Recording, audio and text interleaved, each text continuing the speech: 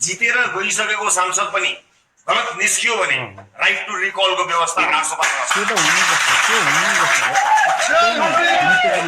सम्पूर्ण घण्टीवाहक उम्मेदवारहरूलाई विजयी भव। एक मागले चाँडो जाँदैन। एक चुनावको लागि हामी आएको होइन, म त होइन। एउटा चुनाव मात्र हेरेको भए त्यतिखेरै अघि पार्टीहरू थिए, टिकट दिन्थ्यो हामीलाई। यही समाजका उत्पादन हौ हामी। यही समाजले नेताका रूपमा मानिस उत्पादन गरेको छ। यही समाजले विभिन्न पेसाकर्मीहरू उत्पादन गरेको छ। यही समाजले मतदाता उत्पादन गरेको छ।